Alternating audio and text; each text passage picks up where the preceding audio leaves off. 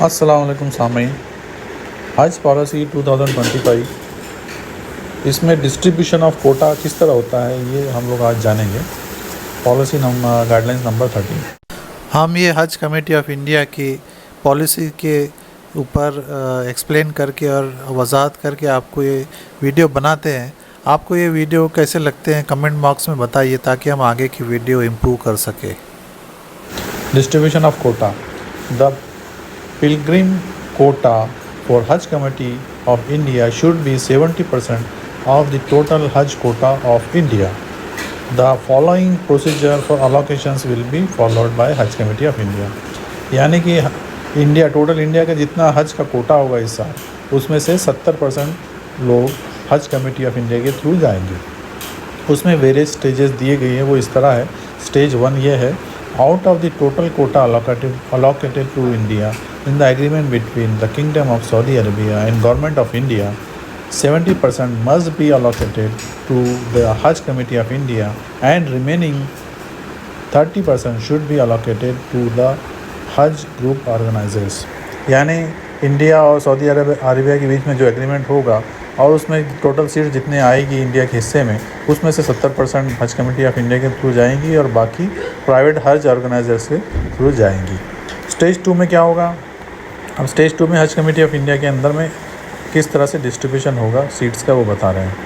Out of the total seats allocated to Haj committee of India, यानी Haj committee की 70% seat है, उसमें से स्टेज 1 में जो आ रही है हज कमेटी ऑफ इंडिया के हिस्से में, quota for state Haj inspectors in the ratio of 1 state Haj inspector for 150 pilgrims shall be subtracted from the overall Kota.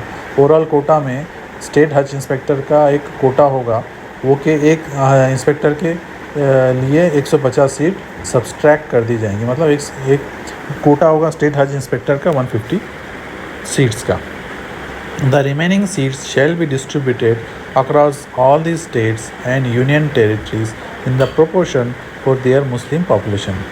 बाकी जो सीट्स बचेगी ये स्टेट हज इंस्पेक्टर के कोटा सब्सट्रैक्ट यानी माइनस करने के बाद में उसको तमाम स्टेट और यूनियन टेरिटरीज़ के दरमियान उनकी मुस्लिम पॉपुलेशन के निस्बत से उनकी मुस्लिम पॉपुलेशन के रेशियो में प्रोपोर्शन में डिस्ट्रीब्यूट कर दिया जाएगा, तकसीम कर दिया जाएगा।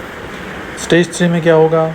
The distribution of the different states and union territories quotas shall proceed as in the current policy through कुर्रा, that is draw of lots. Distribution of different states इस तरह होगा कि उसमें कुर्रा अंदाज़ी होगी। कुर्रा अंदाज़ी के तहत डिस्ट्रीब्यूशन ऑफ सीट्स होगा हर स्टेट्स और यूनियन टेरिटरीज में। In case there are surplus seats generated by under utilize quotas of the states, किसी स्टेट का कोटा अंडर यूटिलाइज हो गया और सरप्लस सीट जनरेट हो बच गई वहाँ पर, तो उसमें क्या होगा? उसमें the seats shall be distributed as provided in the stage 4 and 5। तो उसमें स्टेज 4 and 5 आगे जो आ रहा है डिस्कशन में, उसमें उस सीट्स को यूटिलाइज़ करेंगे। यानी किसी स्टेट का में कम पिलग्रिम्स ने एप्लीकेशन किया और कोटा यूटिलाइज़ नहीं हो पाया, कुछ सीट्स बच जा रही है, तो उसको स्टेज 4 और स्टेज 5 में किस तरह से डिस्ट्रीब्यूट करेंगे बता रहे हैं। Stage 4, the surplus seat shall first be utilized for providing up to 500 seats for महरम। सरप्लस सीट को 500 महरम सीट प्रोवाइड करने में यूज़ किया जाएगा पहले तो।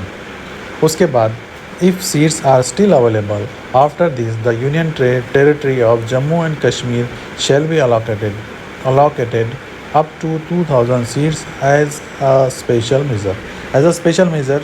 उसके बाद में भी सीट बच रहा है तो यूनियन टेरिटरी जम्मू और कश्मीर को 2000 सीट एक्स्ट्रा की मिलेगी उनके कोटे के अलावा। The remaining surplus seats will be used for groups of ladies without महरम and distributed among the state and union territories that received 500 or fewer Haj application forms but were unable to accommodate all applicants in ascending order of the number of applicants। बाकी का जो seat बच रहा है और उसको ladies without महरम group में यूज़ होगा, जिसमें 500 से कम एप्लीकेशन रिसीव हुई, बट वो स्टेट और यूनियन टेरिटरी तमाम अप्लीकेशंस को अकोमोडेट नहीं कर पाई इन देयर असेंडिंग ऑर्डर, तो वहाँ यूज़ होगा। बट वो will be use for groups of ladies without महरम, लेडीज़ विदाउट महरम के कैटेगरी में वो यूज़ होगा।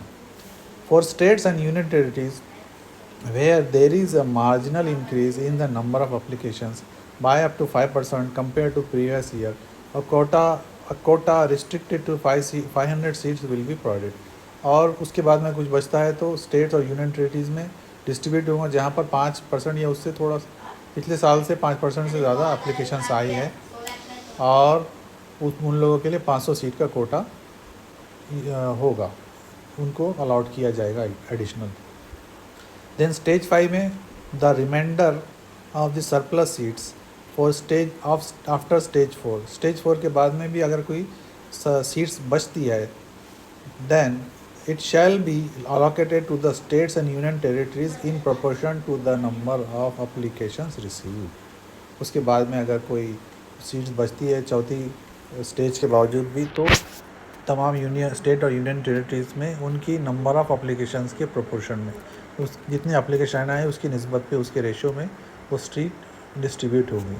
उम्मीद करते हैं ये जानकारी आपके लिए समझ में आई होगी और कारआमद होगी। अल्लाह इस साल तमाम हाजियों का हज आसान करे, कबूल करे, आमीन।